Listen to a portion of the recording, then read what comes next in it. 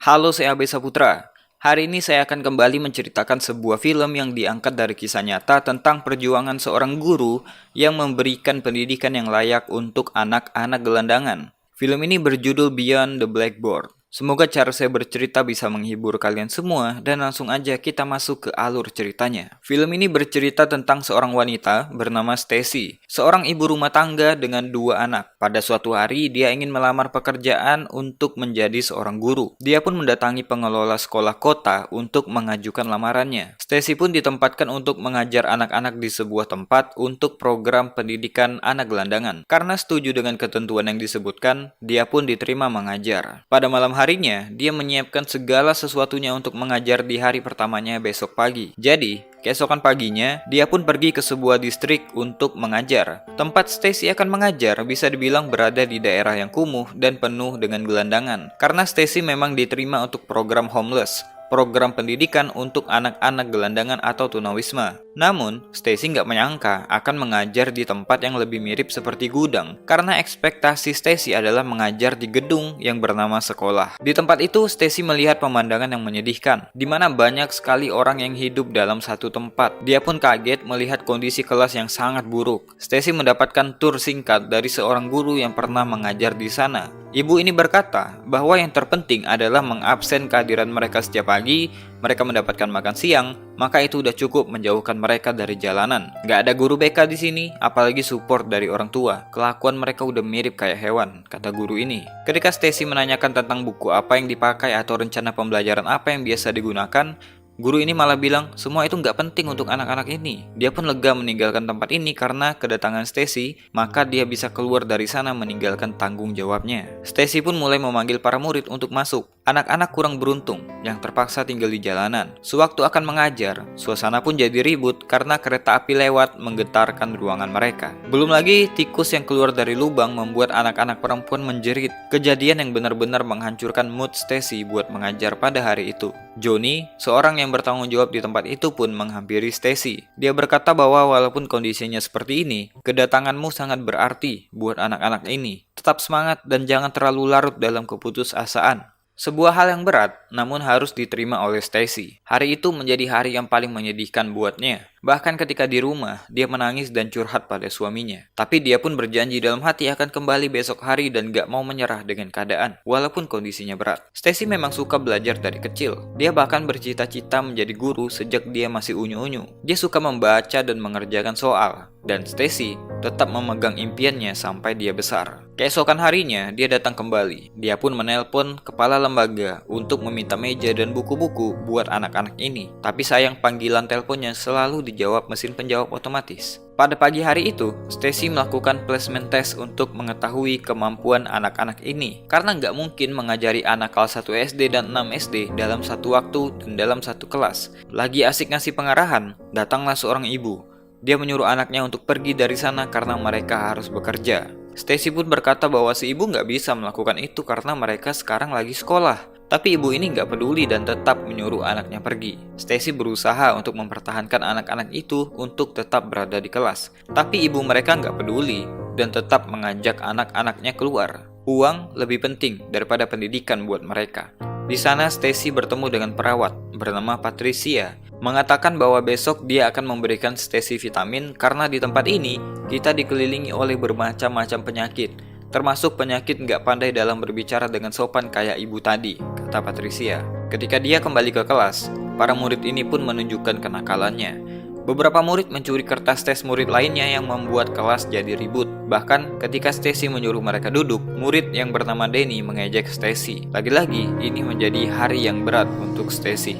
Di rumah, dia berkata pada suaminya bahwa dia akan memberikan sebuah tontonan untuk anak-anak. Bukan untuk meniru apa yang udah guru sebelumnya lakukan, tapi Stacy hanya ingin membuat mereka tenang selagi dia berpikir langkah apa yang harus dia ambil selanjutnya. Keesokan pagi di sekolah, dia ditemui ibunya Danny. Stacy meminta maaf karena udah berteriak kepada Danny, tapi ibunya malah bilang gak apa-apa, karena dia butuh seorang guru seperti Stacy yang mengajari anak seperti Danny. Seperti yang dia rencanakan tadi malam, Stacy pun menyiapkan sebuah TV dan video player untuk ditonton anak-anak. Selagi dia bersiap-siap, Patricia memanggilnya untuk memberikannya vitamin. Setelah itu dia pun bertemu Danny, salah satu anak muridnya yang nakal banget. Denny meminta maaf atas perbuatannya kemarin dan mereka pun baikan. Namun, setelah masuk ke kelas, Stacy kaget karena TV dan video flare-nya hilang dicuri orang. Denny pun menyuruhnya untuk tenang, karena nggak ada gunanya dia mengejar para pencuri itu, walaupun Denny memberitahu siapa pelakunya. Stacy pun setuju. Dia pun menyuruh Denny untuk pergi ke kelas dan menyuruh teman-temannya untuk duduk tenang menunggu gurunya dan menjadi contoh yang baik. Patricia pun mengabarkan bahwa menurut hasil tes, Stacy tengah hamil jadi nggak bisa dikasih vitamin. Karena panggilannya nggak dijawab oleh pengelola program, Stacy pun datang ke kantor untuk bertemu dengan Dr. Ross. Stacy mengabari soal kehamilannya yang membuat dia hanya bisa mengajar 1 semester dan sekalian meminta semua yang diperlukan untuk anak-anak tersebut, seperti meja, kursi, lampu, peralatan sains, peta, dan buku-buku untuk menunjang pelajaran mereka. Namun sayangnya, Dr. Ross gak bisa memberikan semua itu karena dia cuma bagian personalia dan gak bertanggung jawab untuk itu. Dia pun menjanjikan akan membicarakan hal ini kepada Dewan ketika meeting nanti. Dia juga bilang bahwa kayaknya akan sulit untuk memenuhi permintaan itu dikarenakan program ini hanya sementara. Stacy pun menyuruh Dr. Ross untuk mengirimkan seorang supervisor untuk membantu Stacy. Di rumah, dia curhat sama suaminya, betapa kasihannya anak-anak ini. Untuk pendidikan saja, mereka nggak mendapatkan perhatian dari pemerintah karena regulasi yang ribet. Bahkan sekolah itu juga nggak punya nama. Padahal, Stacy punya ide-ide untuk mengajar, tapi nggak dengan kondisi yang seperti itu. Suaminya pun bilang, "So lakukan yang terbaik," kata Pak Suami. Stacy dengan semangatnya, dia membereskan sendiri kelasnya, membersihkan, bahkan mengecatnya.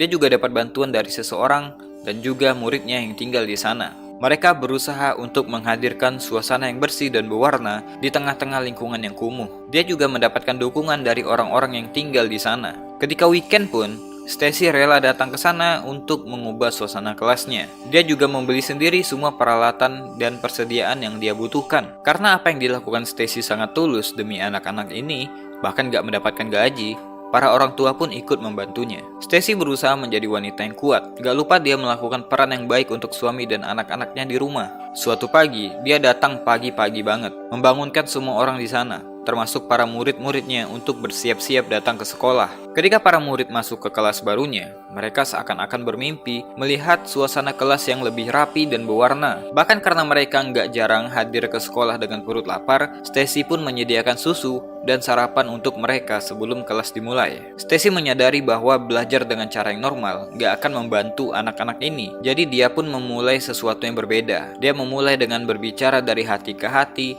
tentang hari mereka yang kemarin. Stacy akan menuliskan sebuah kata yang berhubungan dengan topik pembicaraan mereka dan menyuruh salah satu dari mereka menempelkan kata tersebut di depan. Dari sana, mereka akan selalu mengingat apa yang udah mereka pelajari. Mereka belajar tentang rasa hormat, keberanian, kebijaksanaan, dan lain-lain. Stacy juga mengenalkan mereka dengan musik. Untuk pelajaran kesenian, salah seorang tunawisma yang tinggal di sana ikut memberikan kontribusinya mengajarkan anak-anak ini. Beberapa murid mulai berubah dan mereka juga berusaha memberikan kontribusi mereka untuk anak-anak yang masih kecil. Karena kemurahan hati Stacy, anak-anak ini pun menjadi punya harapan layaknya anak-anak normal pada umumnya. Karena itu tempat penampungan tunawisma, setiap minggu ada anak-anak baru yang datang dan sedikit membuat Stacy kewalahan. Dia pun selalu melaporkan situasi terkini ke supervisornya, memohon kepada mereka untuk memberikan makan siang yang cukup untuk anak-anak yang bersekolah di sana. Walaupun yang didapat Stacy hanya janji-janji, ya paling nggak dia udah berusaha. Lewat sekolahnya, Stacy juga berusaha mengajari anak-anak muridnya untuk berkasih sayang dengan orang tua mereka. Jadi ketika Valentine's Day, mereka membuat kartu ucapan yang akan mereka berikan untuk orang tua mereka. Sebuah perubahan yang hangat banget. Stacy juga mendapatkan kartu ucapan yang dia terima di saku mantelnya. Dia pun terharu membaca kiriman dari anak muridnya. Pada suatu pagi, Stacy dihebohkan dengan anak muridnya yang menyambut kedatangannya. Ternyata, di kelas mereka sudah ada meja dan kursi lengkap dengan buku-buku untuk mereka belajar. Well, ladies and gentlemen, we have books. Ternyata supervisor program itu mengabulkan permintaan Stacy. Stacy sangat senang mendapatkan bantuan fasilitas tersebut. Paling enggak, walaupun anak-anak muridnya merupakan seorang tunawisma, tapi mereka bisa mendapatkan pendidikan dan pengajaran yang layak. Supervisor yang baru itu pun menyetujui untuk memberikan gaji kepada Mr. Parker, tunawisma yang jadi sukarelawan untuk mengajari anak-anak ini kesenian. Lagi asik ngobrol bareng Mr. Parker, Stacy dikabari kalau Johnny, penanggung jawab tempat itu, mengusir Maria dan ayahnya pergi dari sana karena ayah Maria yang suka mabuk berat. Stacy pun gak rela kalau melepas Maria pergi, karena dia adalah salah satu murid terpandai di kelasnya. Stacy yakin Maria masih punya masa depan yang cerah. Tapi Johnny tetap pada aturannya dan gak mau memberikan kesempatan kedua buat ayahnya Maria. Stacy pun mencoba berbicara pada ayahnya Maria dan menawarkan kalau Maria boleh ikut tinggal dengan Stacy sampai mereka dapat tempat tinggal yang aman. Stacy nggak mau kalau Maria hidup di jalanan.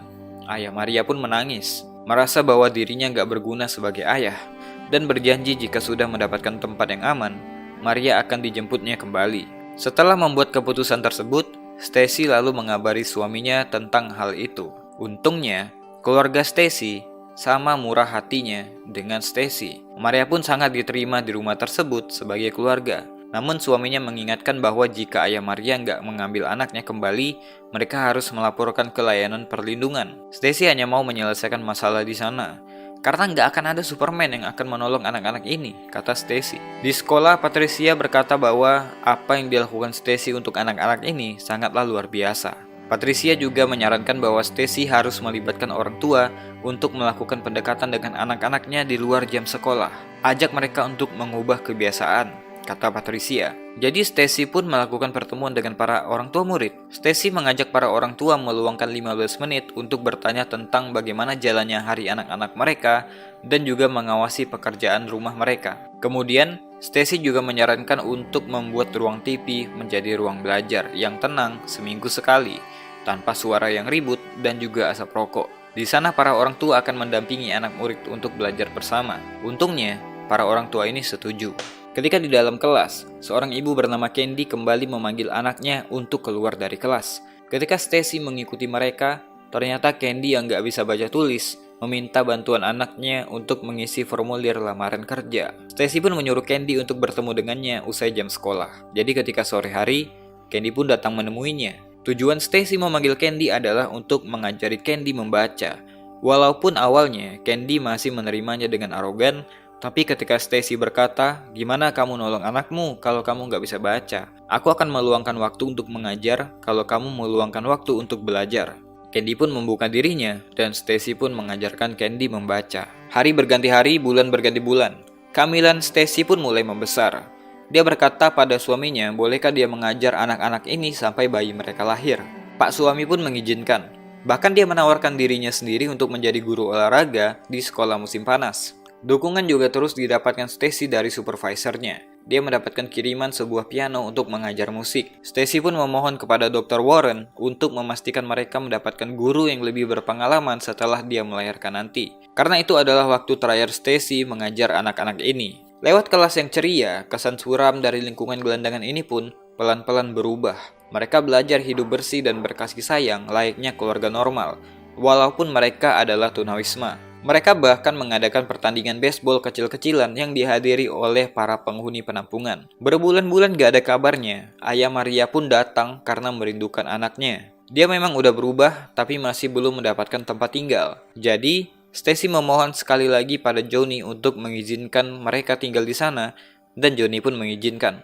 Maria pun berpamitan kepada anak-anak Stacy untuk kembali ke penampungan, kembali tinggal bersama ayahnya. Walaupun lagi hamil besar, Stacy masih semangat dalam mengajar anak-anak ini. Bahkan suaminya juga aktif dalam mengajari Danny untuk berlatih baseball. Studi hall yang dibuat oleh para orang tua di ruang TV pun aktif melaksanakan kegiatannya. Para murid pun sangat antusias ketika mereka mendemonstrasikan proyek mereka dan orang tua memberikan apresiasi. Di hari itu, Stacy nggak melihat Maria dari pagi. Dia pun sibuk mencari-cari anak murid kesayangannya itu. Sayangnya, ketika dia mengecek kamar Maria dan ayahnya, mereka udah pergi, nggak tahu kemana.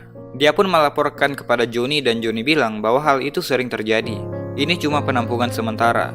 Ketika mereka memutuskan untuk pergi, mereka pun akan pergi, kata Johnny. Stacy pun merasa kehilangan karena kepergian Maria. Kau telah melayani anak itu dengan baik, kata Johnny. Di ruang kelas, Stacy mengabari murid-muridnya bahwa setelah lahiran, dia nggak akan mengajar di sekolah itu lagi. Siapa yang mengajari kami nanti? Tanya salah satu murid. Dr. Warren akan mencari seseorang yang lebih baik dariku untuk mengajari kalian, kata Stacy. Danny yang mendengar itu pun bersedih dan pergi meninggalkan kelas. Namun Stacy menyemangati Danny dan berjanji bahwa sampai umur 18 tahun, Dia akan selalu memberikan buku baru untuk Danny. Kemanapun kau pergi, aku akan memburumu untuk memastikan kau membaca semua bukunya dan belajar dari sana, kata Stacy.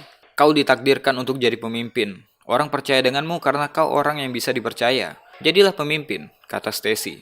Hari lahiran pun tiba. Stacy melahirkan seorang anak perempuan di rumah sakit. Perawat pun mengabari bahwa ada banyak orang di ruang tunggu yang mau menemuimu. Mereka bilang mereka semua adalah anak-anakmu, kata perawat. Stacy pun turun menemui mereka semua, membawa bayi barunya. Danny memberikan sebuah boneka kecil yang dia miliki ketika dia masih bayi. Anak-anak ini bisa memberikan sebuah hadiah, walaupun mereka orang yang nggak punya. Di lain hari, Stacy mendapatkan telepon dari Maria yang mengabarkan bahwa dia udah pindah ke rumah neneknya dan masuk ke sekolah yang baru. Dia berjanji akan belajar dan menjadi guru seperti Stacy. Walaupun gak mengajar lagi, Stacy tetap memantau perkembangan sekolah di tempat penampungan.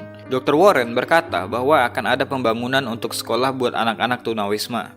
Bahkan ada undang-undang baru yang menyatakan anak-anak dari sekolah tunawisma akan dibebaskan mendaftar di sekolah manapun di wilayah itu. Kemudian Dr. Warren berkata bahwa mungkin mereka butuh tambahan staf mengajar dan menyuruh Stacy untuk mempertimbangkan tawaran itu. Karena merindukan anak-anak di tempat penampungan dan ingin memastikan anak-anak di sana mendapatkan pendidikan yang baik, Stacy pun memutuskan untuk kembali mengajar. Suaminya pun mendukung keputusan mulia istrinya itu. Di sekolah pun mereka senang sekali ketika mengetahui kalau guru kesayangan mereka kembali lagi mengajar di kelasnya. Undang-undang pendidikan bagi tunawisma akhirnya disahkan untuk menjamin hak-hak pendidikan untuk anak-anak dari golongan tunawisma. Setahun setelahnya, sekolah baru untuk mereka pun dibangun. Sedangkan Stacy tetap mengajar di sana sampai 8 tahun berikutnya. Di tahun 1995, Stacy mendapatkan penghargaan nasional untuk pelayanan publik terbaik oleh seseorang yang berumur 35 tahun atau lebih muda. Sampai saat ini, dia tetap menginspirasi banyak negara untuk menyampaikan tentang pendidikan dan pelayanan masyarakat. Bahkan dia menjadi seorang advokat untuk anak-anak yang kurang mampu. Hal-hal kecil yang kita lakukan untuk anak-anak yang kurang mampu tanpa kita sadari akan membuat perbedaan dalam kehidupan mereka. Kita nggak perlu punya skill khusus untuk itu. Kita nggak perlu pelatihan khusus. Yang kita perlukan hanya peduli dengan mereka. Panjang umur untuk guru-guru yang lagi berjuang dalam keterbatasan. Semoga Tuhan membalas jasa kalian dengan sebaik-baiknya balasan. Mungkin itu aja buat video kali ini. Kalau suka dengan konten kayak gini, silahkan di subscribe dan di share. Saya Besa Putra. To be continue. Tetap sebarkan pesan-pesan kebaikan. Dan jangan bosan jadi orang baik.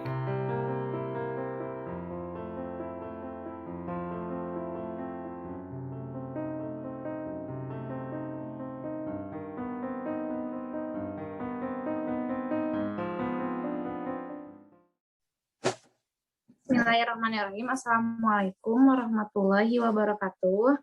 Kami dari kelompok 6 akan membahas materi yang berjudul Evaluasi Pendidikan Orang Dewasa. Di sini saya akan membacakan siapa saja pemaparan materi yang akan mempresentasikan materi hari ini, yaitu yang pertama ada Ayu Islami, selanjutnya ada Nabila, selanjutnya ada Pilda, selanjutnya ada Asri, dan yang terakhir dengan saya sendiri, Ayu Rahma. Selanjutnya langsung saja kita akan mendengarkan pemaparan materi yang pertama dari Ayu Islami. Kepada Ayu saya persilahkan. Terima kasih kepada moderator. Di sini saya sebagai pemateri pertama akan memaparkan materinya. Tolong slide-nya.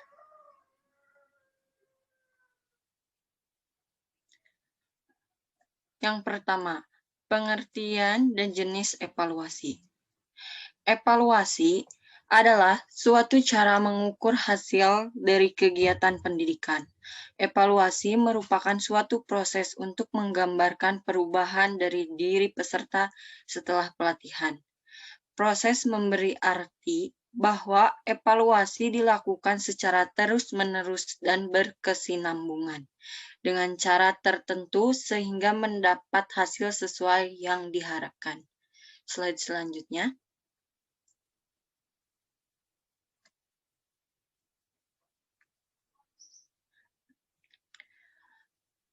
Manfaat evaluasi. Terdapat beberapa manfaat mengapa evaluasi dilakukan. Menurut Flores, Bueno, dan La Pastora, manfaat evaluasi adalah untuk yang pertama, menemukan patokan awal yang dapat dipakai sebagai dasar perbandingan tindakan baru. Yang kedua, menentukan pengarahan kembali, redirection, atau perbaikan suatu aktivitas. Yang ketiga, menumbuhkan rasa aman kepada teknisi. Yang keempat, meningkatkan kepercayaan diri di antara penerima evaluasi. Slide selanjutnya.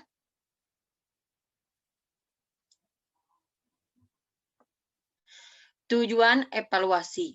Tujuan utama evaluasi dapat diringkas sebagai berikut. Yang pertama, untuk menentukan seberapa dekat peserta didik secara individual dan keseluruhan kelas telah mencapai tujuan utama yang telah ditentukan. Yang kedua, untuk mengukur tingkat perkembangan yang telah dicapai oleh peserta didik dalam waktu tertentu. Yang ketiga, untuk menentukan efektivitas bahan, metode, dan kegiatan pengajaran. Dan yang keempat, untuk memberikan informasi yang bermanfaat bagi peserta didik, instruktur, dan masyarakat. Sekian pemaparan materi dari saya kembalikan kepada moderator. Baik, terima kasih kepada Ayu Islami yang telah memaparkan materi. Selanjutnya ada pemaparan dari Trida. Kepada Trida, saya persilahkan. Terima kasih kepada moderator. Di sini saya akan membahas mengenai prinsip evaluasi. Yang pertama, mempunyai tujuan yang pasti. Evaluasi harus dilakukan hanya untuk mencapai tujuan yang pasti. Evaluasi tidak dilakukan hanya karena merupakan sesuatu yang harus dikerjakan. Lalu yang kedua ada menggunakan tujuan perilaku yang terjangkau dan pasti. Perencanaan evaluasi apapun harus menggunakan tujuan yang pasti dalam merencanakan kursus. Pendidik orang dewasa harus menentukan tujuan performansi atau perilaku agar ia dapat mengetahui kemana ia dan kelasnya akan menuju. Yang ketiga, ada bukti tentang perubahan dalam diri individu. Evaluasi sangat berhubungan dengan mendapatkan bukti tentang tingkat perubahan yang terjadi dalam diri individu. Yang keempat ada menggunakan instrumen yang tepat dalam evaluasi. Instrumen untuk mengevaluasi pendidikan tidak akan seteliti seperti instrumen ilmu fisika, tetapi instrumen tersebut akan memberikan data yang jauh lebih baik daripada sekedar perkiraan. Sejumlah instrumen yang dapat digunakan dalam evaluasi hasil pendidikan orang dewasa adalah tes, skala, lembar penilaian, inventory, survei, kartu penilaian, kuesioner, studi kasus, catatan, laporan, dan keputusan ahli. Lalu yang kelima ada kerjasama antara peneliti dengan orang yang dinilai kemajuannya. Harus ada saling pengertian dan kerjasama antara orang yang melakukan penilaian dan orang yang dinilai kemajuannya. Ini penting untuk memperoleh informasi yang lengkap dan akurat. Sebagai tambahan, peserta didik akan memperoleh kemajuan yang lebih banyak dalam belajar jika ia mengetahui apa tujuannya dan apa yang ia lakukan untuk membantu dirinya sendiri menuju kesuksesan. Lalu yang keenam ada tidak perlu mengevaluasi semua hasil pembelajaran. Tidak perlu atau bahkan tidak dianjurkan untuk mengevaluasi semua hasil pembelajaran khusus dalam pendidikan orang dewasa. Lalu yang ketujuh, evaluasi harus berkesinambungan. Evaluasi harus merupakan proses yang berkesinambungan. Tujuan yang sama tidak perlu dievaluasi pada setiap kursus diberikan, tetapi pendidik atau pembimbing harus secara kontinu, harus secara kontinu mempelajari isi khusus, metode yang ia gunakan, dan hasil yang peserta didik peroleh. Ia bahkan harus tiap kali mengevaluasi metode yang ia gunakan dalam mengevaluasi pekerjaannya. Lalu selanjutnya ada prosedur evaluasi. Prosedur evaluasi yang ditulis oleh Ibrahim pada tahun 2003 dan Sudarmanto 2005 antara lain: yang pertama, menentukan tujuan dan kebutuhan. Yang kedua, menentukan kriteria atau standar. Yang ketiga, melakukan observasi atau pengumpulan data.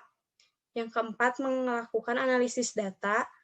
Yang kelima, melakukan perbandingan hasil dengan standar.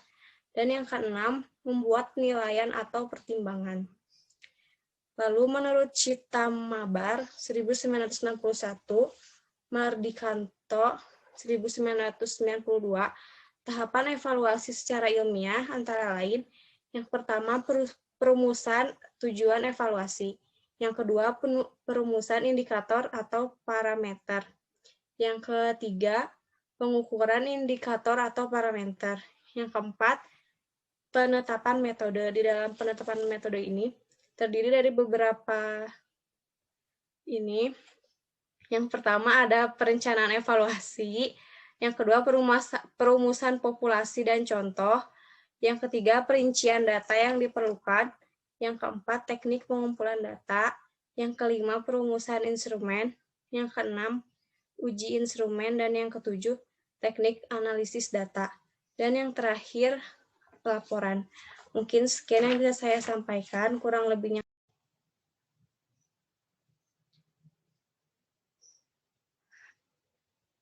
Silahkan.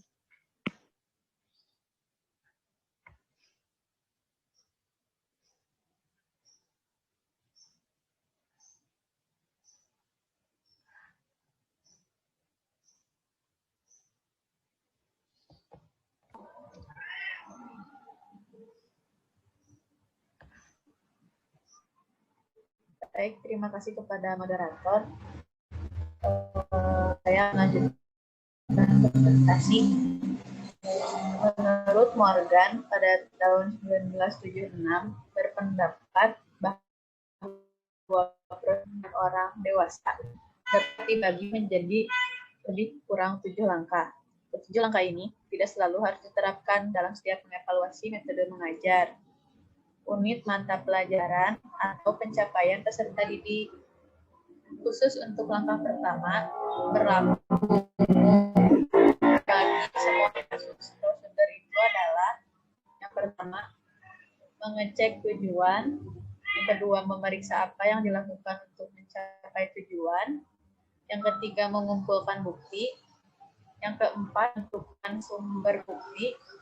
Yang kelima, menentukan alat untuk memperoleh bukti. Yang selanjutnya, menganalisis bukti. Dan yang terakhir, menggunakan hasil.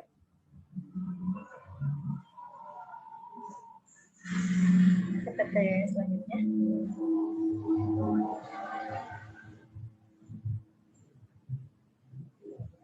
Nah, jika diamati dari semua prosedur evaluasi yang dikemukakan oleh para penulis, terdapat unsur yang selalu ada, yaitu yang pertama tujuan, yang kedua ada kriteria, yang ketiga ada instrumen, yang keempat ada pengumpulan data, dan yang kelima ada analisis data. Namun, masih ada satu hak yang belum disebutkan, yaitu unsur kesimpulan yang perlu dinyatakan secara eksplisit.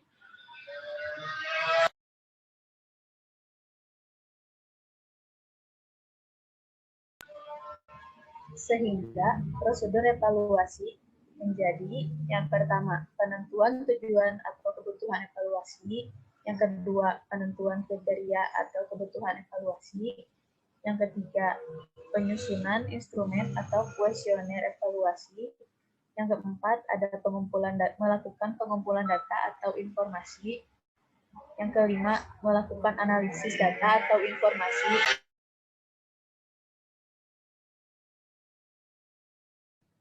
Yang keenam, membuat kesimpulan.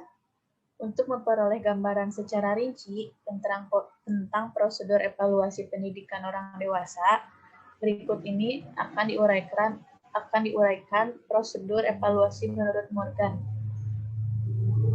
Terima kasih.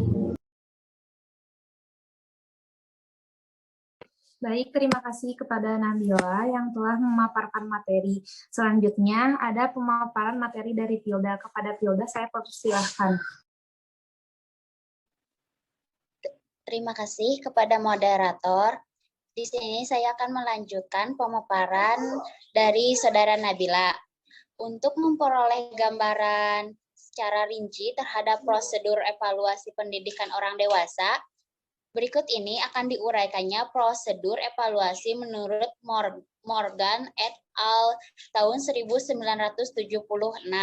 Pada langkah pertama yaitu mengecek tujuan. Dalam daftar prinsip evaluasi dinyatakan bahwa semua evaluasi harus berdasarkan pada objektif perilaku yang pasti. Oleh karena itu, langkah pertama adalah memeriksa tujuan, performansi atau perilaku dari setiap kegiatan yang dievaluasikan. Ya, langkah kedua yaitu memeriksa apa yang dilakukan untuk mencapai tujuan. Langkah ini penting ketika mengevaluasi metode mengajar atau isi mata pelajaran. Langkah ini dapat dilewati jika tujuannya hanya untuk mengevaluasi pencapaian peserta didik. Dalam melakukan tahap ini, ada baiknya jika di bawah setiap tujuan ditulis materi yang diajarkan dan metode yang digunakan untuk mengajarkan materi tersebut dalam 2 kolom paralel. Dan yang terakhir, langkah ketiga mengumpulkan bukti. Bukti atau informasi sangat penting untuk mengevaluasi program, metode, dan hasil pendidikan orang dewasa. Slide selanjutnya.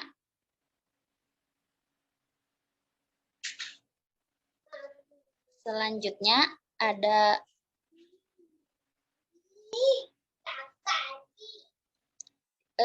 ada 3 waktu dalam pengembangan kegiatan pendidikan orang dewasa.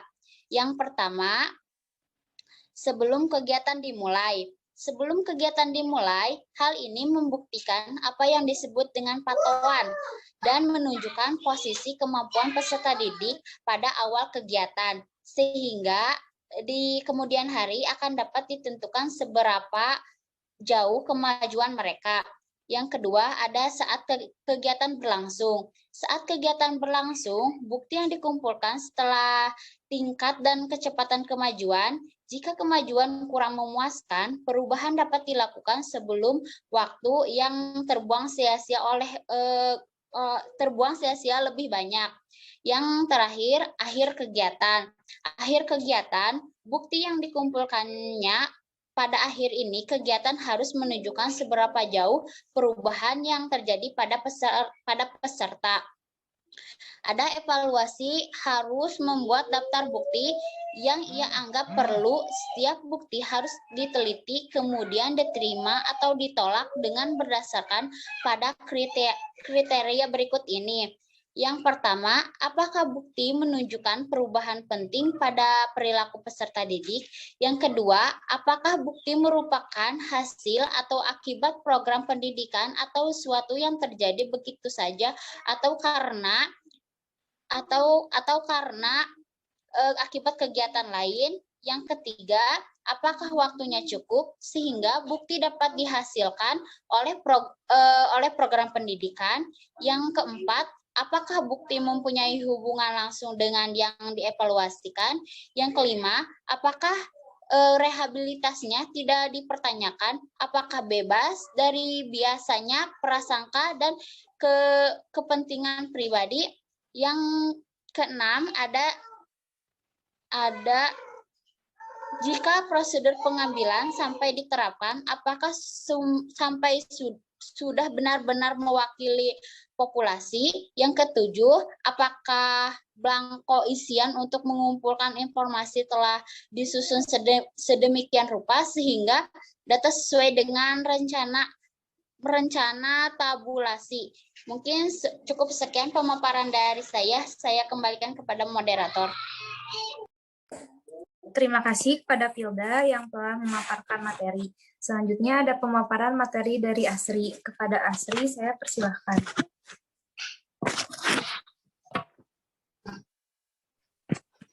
Terima kasih kepada moderator atas kesempatannya. Baiklah, di sini saya akan melanjutkan prosedur evaluasi pendidikan orang dewasa.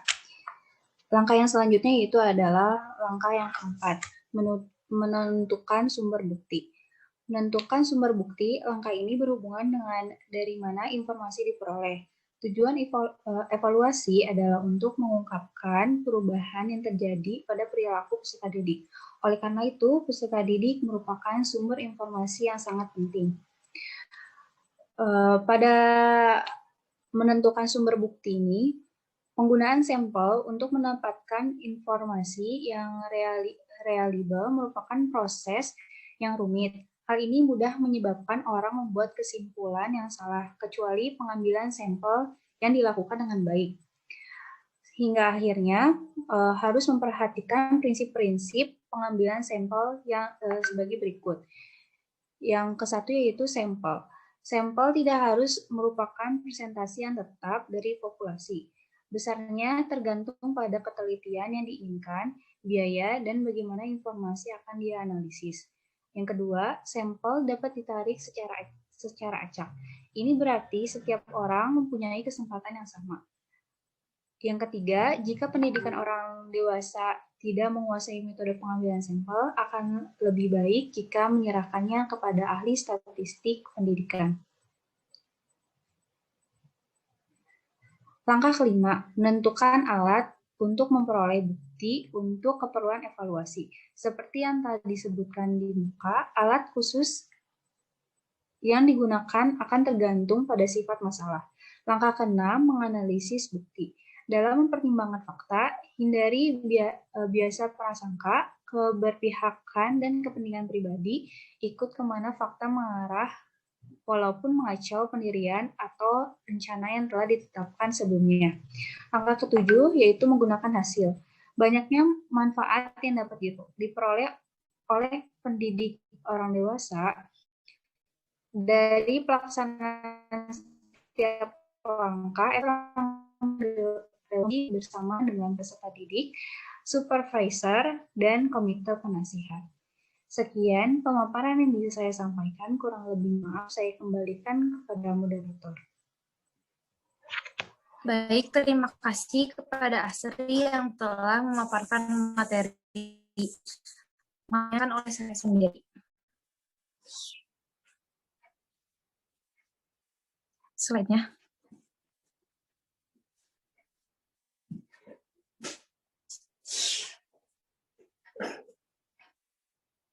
Hasil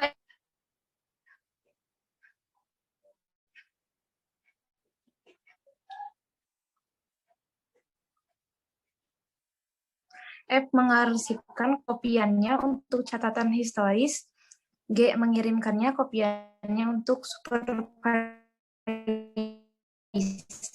untuk orang-orang pada kegiatan orang dewasa.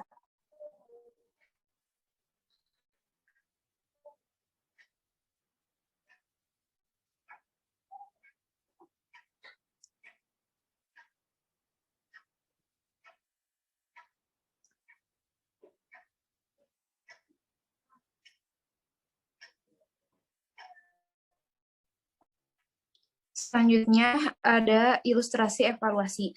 Pertemuan dapat dievaluasi dengan menggunakan lembar saran akhir pertemuan.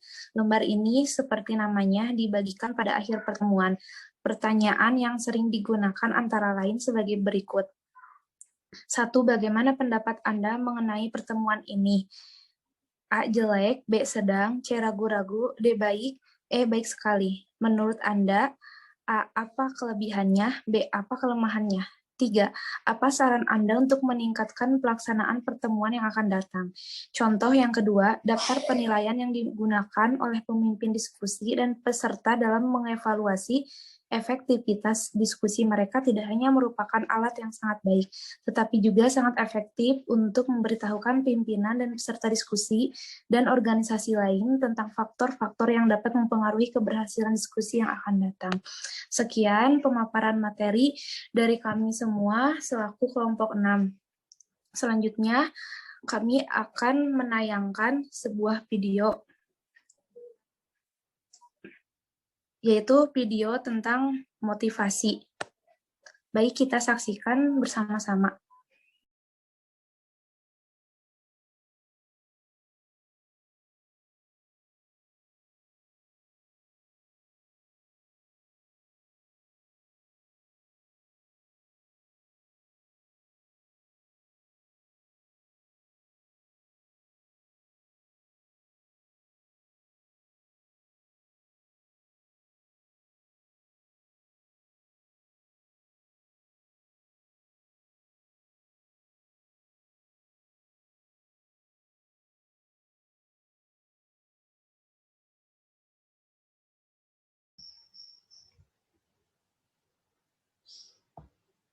Ceritakan sebuah film yang diangkat dari kisah nyata tentang perjuangan seorang guru yang memberikan pendidikan yang layak untuk anak-anak gelandangan.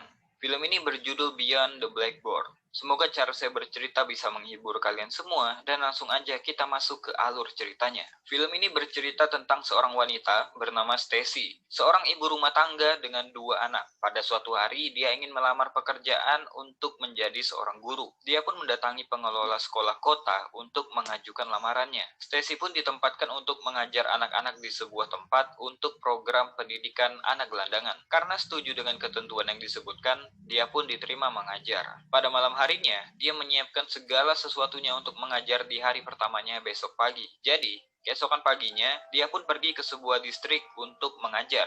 Tempat Stacy akan mengajar bisa dibilang berada di daerah yang kumuh dan penuh dengan gelandangan. Karena Stacy memang diterima untuk program homeless, program pendidikan untuk anak-anak gelandangan atau tunawisma. Namun, Stacy nggak menyangka akan mengajar di tempat yang lebih mirip seperti gudang, karena ekspektasi Stacy adalah mengajar di gedung yang bernama sekolah. Di tempat itu, Stacy melihat pemandangan yang menyedihkan, di mana banyak sekali orang yang hidup dalam satu tempat. Dia pun kaget melihat kondisi kelas yang sangat buruk. Stacy mendapatkan tur singkat dari seorang guru yang pernah mengajar di sana. Ibu ini berkata bahwa yang terpenting adalah mengabsen kehadiran mereka setiap pagi, mereka mendapatkan makan siang, maka itu udah cukup menjauhkan mereka dari jalanan. Gak ada guru BK di sini, apalagi support dari orang tua. Kelakuan mereka udah mirip kayak hewan, kata guru ini. Ketika Stacy menanyakan tentang buku apa yang dipakai atau rencana pembelajaran apa yang biasa digunakan, guru ini malah bilang, semua itu nggak penting untuk anak-anak ini. Dia pun lega meninggalkan tempat ini karena kedatangan Stacy, maka dia bisa keluar dari sana meninggalkan tanggung jawabnya. Stacy pun mulai memanggil para murid untuk masuk. Anak-anak kurang beruntung, yang terpaksa tinggal di jalanan. Sewaktu akan mengajar, suasana pun jadi ribut karena kereta api lewat menggetarkan ruangan mereka. Belum lagi, tikus yang keluar dari lubang membuat anak-anak perempuan menjerit. Kejadian yang benar-benar menghancurkan mood Stacy buat mengajar pada hari itu. Johnny, seorang yang bertanggung jawab di tempat itu pun menghampiri Stacy. Dia berkata bahwa walaupun kondisinya seperti ini, kedatanganmu sangat berarti buat anak-anak ini. Tetap semangat dan jangan terlalu larut dalam keputusasaan. Sebuah hal yang berat, namun harus diterima oleh Stacy. Hari itu menjadi hari yang paling menyedihkan buatnya. Bahkan ketika di rumah, dia menangis dan curhat pada suaminya. Tapi dia pun berjanji dalam hati akan kembali besok hari dan gak mau menyerah dengan keadaan, walaupun kondisinya berat. Stacy memang suka belajar dari kecil. Dia bahkan bercita-cita menjadi guru sejak dia masih unyu-unyu. Dia suka membaca dan mengerjakan soal. Dan Stacy tetap memegang impiannya sampai dia besar. Keesokan harinya, dia datang kembali. Dia pun menelpon kepala lembaga untuk meminta meja dan buku-buku buat anak-anak ini. Tapi sayang panggilan teleponnya selalu dijawab mesin penjawab otomatis. Pada pagi hari itu, Stacy melakukan placement test untuk mengetahui kemampuan anak-anak ini. Karena nggak mungkin mengajari anak kelas 1 SD dan 6 SD dalam satu waktu dan dalam satu kelas. Lagi asik ngasih pengarahan, datanglah seorang ibu. Dia menyuruh anaknya untuk pergi dari sana karena mereka harus bekerja. Stacy pun berkata bahwa si ibu nggak bisa melakukan itu karena mereka sekarang lagi sekolah. Tapi ibu ini nggak peduli dan tetap menyuruh anaknya pergi. Stacy berusaha untuk mempertahankan anak-anak itu untuk tetap berada di kelas. Tapi ibu mereka nggak peduli dan tetap mengajak anak-anaknya keluar. Uang lebih penting daripada pendidikan buat mereka. Di sana Stacy bertemu dengan perawat bernama Patricia, mengatakan bahwa besok dia akan memberikan Stacy vitamin karena di tempat ini kita dikelilingi oleh bermacam-macam penyakit, termasuk penyakit nggak pandai dalam berbicara dengan sopan kayak ibu tadi, kata Patricia. Ketika dia kembali ke kelas, para murid ini pun menunjukkan kenakalannya. Beberapa murid mencuri kertas tes murid lainnya yang membuat kelas jadi ribut. Bahkan ketika Stacy menyuruh mereka duduk, murid yang bernama Danny mengejek Stacy. Lagi-lagi, ini menjadi hari yang berat untuk Stacy. Di rumah, dia berkata pada suaminya bahwa dia akan memberikan sebuah tontonan untuk anak-anak, bukan untuk meniru apa yang udah guru sebelumnya lakukan, tapi Stacy hanya ingin membuat mereka tenang selagi dia berpikir langkah apa yang harus diambil selanjutnya. Keesokan pagi di sekolah, dia ditemui ibunya Danny. Stacy meminta maaf karena udah berteriak kepada Danny, tapi ibunya malah bilang nggak apa-apa, karena dia butuh seorang guru seperti Stacy yang mengajari anak seperti Danny. Seperti yang dia rencanakan tadi malam, Stacy pun menyiapkan sebuah TV dan video player untuk ditonton anak-anak. Selagi dia bersiap-siap, Patricia memanggilnya untuk memberikannya vitamin. Setelah itu, dia pun bertemu Danny, salah satu anak muridnya yang nakal banget. Danny meminta maaf atas perbuatannya kemarin dan mereka pun baikan. Namun, setelah masuk ke kelas, Stacy kaget karena TV dan video flyernya hilang dicuri orang. Danny pun menyuruhnya untuk tenang, karena nggak ada gunanya dia mengejar para pencuri itu. Walaupun Danny memberitahu siapa pelakunya, Stacy pun setuju.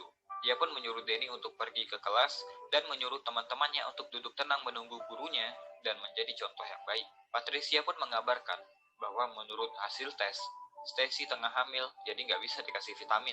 Karena panggilannya nggak dijawab oleh pengelola program, Stacy pun datang ke kantor untuk bertemu dengan Dr. Ross. Stacy mengabari soal kehamilannya yang membuat dia hanya bisa mengajar 1 semester dan sekalian meminta semua yang diperlukan untuk anak-anak tersebut, seperti meja, kursi, lampu, peralatan sains, peta, dan buku-buku untuk menunjang pelajaran mereka. Namun sayangnya, Dr. Ross gak bisa memberikan semua itu karena dia cuma bagian personalia dan gak bertanggung jawab untuk itu. Dia pun menjanjikan akan membicarakan hal ini kepada Dewan ketika meeting nanti. Dia juga bilang bahwa kayaknya akan sulit untuk memenuhi permintaan itu dikarenakan program ini hanya sementara. Stacy pun menyuruh Dr. Ross untuk mengirimkan seorang supervisor untuk membantu Stacy. Di rumah, dia curhat sama suaminya. Betapa kasihannya anak-anak ini. Untuk pendidikan saja, mereka nggak mendapatkan perhatian dari pemerintah karena regulasi yang ribet. Bahkan sekolah itu juga nggak punya nama. Padahal, Stacy punya ide-ide untuk mengajar, tapi nggak dengan kondisi yang seperti itu. Suaminya pun bilang, "So lakukan yang terbaik," kata Pak suami. Stacy dengan semangatnya, dia membereskan sendiri kelasnya, membersihkan, bahkan mengecatnya. Dia juga dapat bantuan dari seseorang dan juga muridnya yang tinggal di sana. Mereka berusaha untuk menghadirkan suasana yang bersih dan berwarna di tengah-tengah lingkungan yang kumuh. Dia juga mendapatkan dukungan dari orang-orang yang tinggal di sana. Ketika weekend pun, Stacy rela datang ke sana untuk mengubah suasana kelasnya. Dia juga membeli sendiri semua peralatan dan persediaan yang dia butuhkan. Karena apa yang dilakukan Stacy sangat tulus demi anak-anak ini, bahkan gak mendapatkan gaji, para orang tua pun ikut membantunya. Stacy berusaha menjadi wanita yang kuat. Gak lupa dia melakukan peran yang baik untuk suami dan anak-anaknya di rumah. Suatu pagi, dia datang pagi-pagi banget, membangunkan semua orang di sana, termasuk para murid-muridnya untuk bersiap-siap datang ke sekolah. Ketika para murid masuk ke kelas barunya, mereka seakan-akan bermimpi melihat suasana kelas yang lebih rapi dan berwarna. Bahkan karena mereka nggak jarang hadir ke sekolah dengan perut lapar, Stacy pun menyediakan susu dan sarapan untuk mereka sebelum kelas dimulai. Stacy menyadari bahwa belajar dengan cara yang normal gak akan membantu anak-anak ini. Jadi dia pun memulai sesuatu yang berbeda. Dia memulai dengan berbicara dari hati ke hati tentang hari mereka yang kemarin. Stacy akan menuliskan sebuah kata yang berhubungan dengan topik pembicaraan mereka dan menyuruh salah satu dari mereka menempelkan kata tersebut di depan. Dari sana, mereka akan selalu mengingat apa yang udah mereka pelajari. Mereka belajar tentang rasa hormat, keberanian, kebijaksanaan, dan lain-lain. Stacy juga mengenalkan mereka dengan musik. Untuk pelajaran kesenian, salah seorang tunawisma yang tinggal di sana ikut memberikan kontribusinya mengajarkan anak-anak ini. Beberapa murid mulai berubah dan mereka juga berusaha memberikan kontribusi mereka untuk anak-anak yang masih kecil. Karena kemurahan hati Stacy, anak-anak ini pun menjadi punya harapan layaknya anak-anak normal pada umumnya. Karena itu tempat penampungan tunawisma, setiap minggu ada anak-anak baru yang datang dan sedikit membuat Stacy kewalahan. Dia pun selalu melaporkan situasi terkini ke supervisornya. memohon kepada mereka untuk memberikan makan siang yang cukup untuk anak-anak yang bersekolah di sana. Walaupun yang didapat Stacy hanya janji-janji, ya paling nggak dia udah berusaha. Lewat sekolahnya, Stacy juga berusaha mengajari anak-anak muridnya untuk berkasih sayang dengan orang tua mereka. Jadi ketika Valentine's Day, mereka membuat kartu ucapan yang akan mereka berikan untuk orang tua mereka. Sebuah perubahan yang hangat banget. Stacy juga mendapatkan kartu ucapan yang dia terima di saku mantelnya. Dia pun terharu membaca kiriman dari anak muridnya. Pada suatu pagi, Stacy dihebohkan dengan anak muridnya yang menyambut kedatangannya. Ternyata, di kelas mereka sudah ada meja dan kursi lengkap dengan buku-buku untuk mereka belajar. Well, ladies and gentlemen, we have books.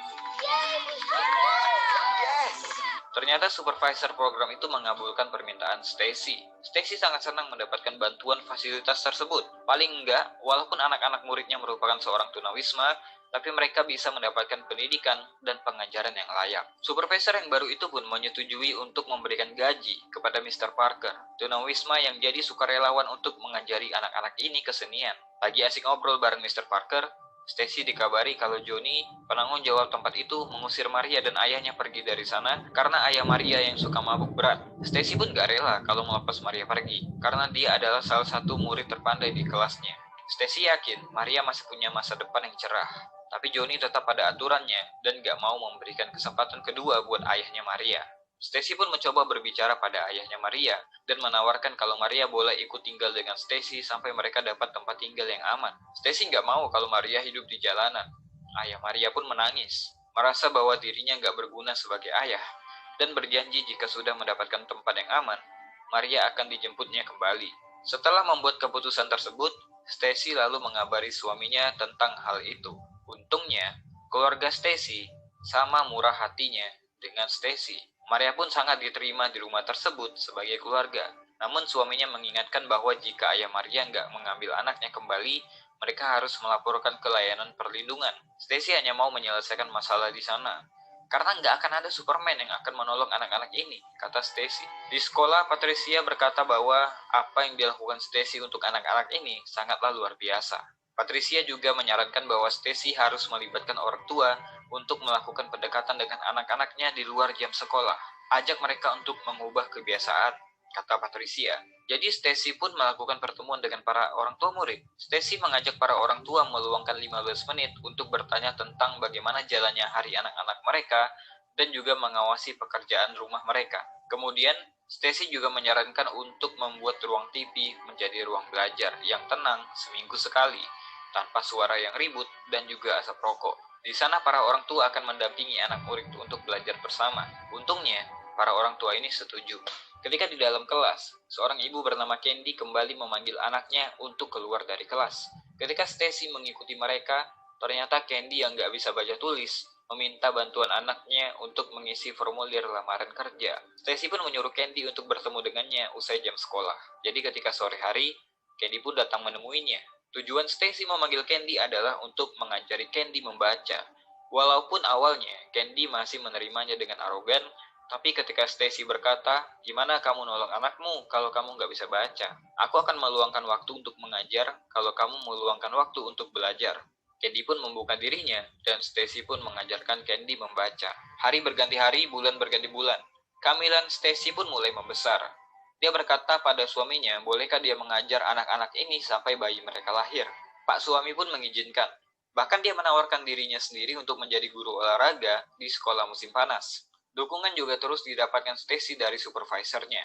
Dia mendapatkan kiriman sebuah piano untuk mengajar musik. Stacy pun memohon kepada Dr. Warren untuk memastikan mereka mendapatkan guru yang lebih berpengalaman setelah dia melahirkan nanti. Karena itu adalah waktu terakhir Stacy mengajar anak-anak ini. Lewat kelas yang ceria, kesan suram dari lingkungan gelandangan ini pun pelan-pelan berubah. Mereka belajar hidup bersih dan berkasih sayang layaknya keluarga normal, walaupun mereka adalah tunawisma. Mereka bahkan mengadakan pertandingan baseball kecil-kecilan yang dihadiri oleh para penghuni penampungan. Berbulan-bulan gak ada kabarnya, ayah Maria pun datang karena merindukan anaknya. Dia memang udah berubah, tapi masih belum mendapatkan tempat tinggal. Jadi, Stacy memohon sekali lagi pada Johnny untuk mengizinkan mereka tinggal di sana, dan Johnny pun mengizinkan. Maria pun berpamitan kepada anak-anak Stacy untuk kembali ke penampungan, kembali tinggal bersama ayahnya. Walaupun lagi hamil besar, Stacy masih semangat dalam mengajar anak-anak ini. Bahkan suaminya juga aktif dalam mengajari Danny untuk berlatih baseball. Studi hall yang dibuat oleh para orang tua di ruang TV pun aktif melaksanakan kegiatannya. Para murid pun sangat antusias ketika mereka mendemonstrasikan proyek mereka dan orang tua memberikan apresiasi. Di hari itu, Stacy nggak melihat Maria dari pagi. Dia pun sibuk mencari-cari anak murid kesayangannya itu. Sayangnya, ketika dia mengecek kamar Maria dan ayahnya, mereka udah pergi, nggak tahu kemana. Dia pun melaporkan kepada Johnny dan Johnny bilang bahwa hal itu sering terjadi. Ini cuma penampungan sementara. Ketika mereka memutuskan untuk pergi, mereka pun akan pergi, kata Johnny. Stacy pun merasa kehilangan karena kepergian Maria. Kau telah melayani anak itu dengan baik, kata Johnny. Di ruang kelas, Stacy mengabari murid-muridnya bahwa setelah lahiran, dia nggak akan mengajar di sekolah itu lagi. Siapa yang mengajari kami nanti? Tanya salah satu murid. Dr. Warren akan mencari seseorang yang lebih baik dariku untuk mengajari kalian, kata Stacy. Danny yang mendengar itu pun bersedih dan pergi meninggalkan kelas. Namun Stacy menyemangati Danny dan berjanji bahwa sampai umur 18 tahun, dia akan selalu memberikan buku baru untuk Danny. Kemanapun kau pergi, aku akan memburumu untuk memastikan kau membaca semua bukunya dan belajar dari sana, kata Stacy. Kau ditakdirkan untuk jadi pemimpin. Orang percaya denganmu karena kau orang yang bisa dipercaya. Jadilah pemimpin, kata Stacy. Hari lahiran pun tiba. Stacy melahirkan seorang anak perempuan di rumah sakit. Perawat pun mengabari bahwa ada banyak orang di ruang tunggu yang mau menemuimu. Mereka bilang mereka semua adalah anak-anakmu, kata perawat. Stacy pun turun menemui mereka semua, membawa bayi barunya. Danny memberikan sebuah boneka kecil yang dia miliki ketika dia masih bayi. Anak-anak ini bisa memberikan sebuah hadiah, walaupun mereka orang yang nggak punya. Di lain hari, Stacy mendapatkan telepon dari Maria yang mengabarkan bahwa dia udah pindah ke rumah neneknya dan masuk ke sekolah yang baru. Dia berjanji akan belajar dan menjadi guru seperti Stacy. Walaupun nggak mengajar lagi, Stacy tetap memantau perkembangan sekolah di tempat penampungan. Dr. Warren berkata bahwa akan ada pembangunan untuk sekolah buat anak-anak tunawisma. Bahkan ada undang-undang baru yang menyatakan anak-anak dari sekolah tunawisma akan dibebaskan mendaftar di sekolah manapun di wilayah itu. Kemudian Dr. Warren berkata bahwa mungkin mereka butuh tambahan staf mengajar dan menyuruh Stacy untuk mempertimbangkan tawaran itu. Karena merindukan anak-anak di tempat penampungan dan ingin memastikan anak-anak di sana mendapatkan pendidikan yang baik, Stacy pun memutuskan untuk kembali mengajar. Suaminya pun mendukung keputusan mulia istrinya itu. Di sekolah pun mereka senang sekali ketika mengetahui kalau guru kesayangan mereka kembali lagi mengajar di kelasnya. Undang-Undang Pendidikan bagi Tunawisma akhirnya disahkan untuk menjamin hak-hak pendidikan untuk anak-anak dari golongan tunawisma. Setahun setelahnya, sekolah baru untuk mereka pun dibangun. Sedangkan Stacy tetap mengajar di sana sampai 8 tahun berikutnya. Di tahun 1995, Stacy mendapatkan penghargaan nasional untuk pelayanan publik terbaik oleh seseorang yang berumur 35 tahun atau lebih muda. Sampai saat ini, dia tetap menginspirasi banyak negara untuk menyampaikan tentang pendidikan dan pelayanan masyarakat. Bahkan dia menjadi seorang advokat untuk anak-anak yang kurang mampu. Hal-hal kecil yang kita lakukan untuk anak-anak yang kurang mampu, tanpa kita sadari akan membuat perbedaan dalam kehidupan mereka. Kita nggak perlu punya skill khusus untuk itu. Kita nggak perlu pelatihan khusus. Yang kita perlukan hanya peduli dengan mereka. Panjang umur untuk guru-guru yang lagi berjuang dalam keterbatasan. Semoga Tuhan membalas jasa kalian dengan sebaik-baiknya balasan. Mungkin itu aja buat video kali ini. Kalau suka dengan konten kayak gini, silahkan di-subscribe dan di-share. Saya Besa Putra, to be continue.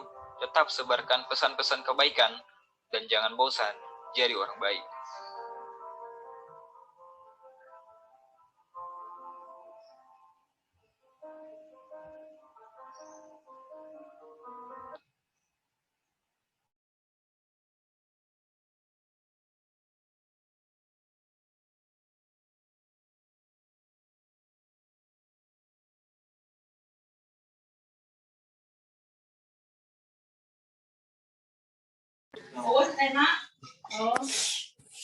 Baik, tadi telah kita lihat video motivasi yang telah kita tonton. Semoga video motivasi tersebut bisa memotivasi kita semua. Saya akan membacakan kesimpulan dari pemaparan materi yang telah kami sampaikan, yaitu evaluasi pendidikan orang dewasa adalah proses menentukan kekuatan atau nilai pekerjaan pendidik atau pembimbing pendidikan orang dewasa. Evaluasi adalah suatu cara mengukur hasil kegiatan pendidikan. Suatu evaluasi mempunyai beberapa manfaat, yaitu menentukan patokan awal, mengetahui keberhasilan suatu kegiatan, mencek secara efektivitas suatu program, memberikan rasa aman kepada pelaksanaan tugas, memberikan yang konkret kepada pihak yang terkait. Tujuan evaluasi antara lain untuk menentukan seberapa dekat peserta didik dengan secara individual dan keseluruhan kelas telah mencapai tujuan umum yang telah ditentukan. Prinsip evaluasi yang digunakan untuk meningkatkan mutu pelaksanaan evaluasi antara lain mengembangkan sikap kritis mengenai bias pribadi, melakukan observasi silang untuk menentukan seberapa jauh konsistensinya masalah itu. Sekian pemaparan dari kelompok 6, kurang lebihnya mohon maaf. Sekian, wassalamualaikum warahmatullahi wabarakatuh.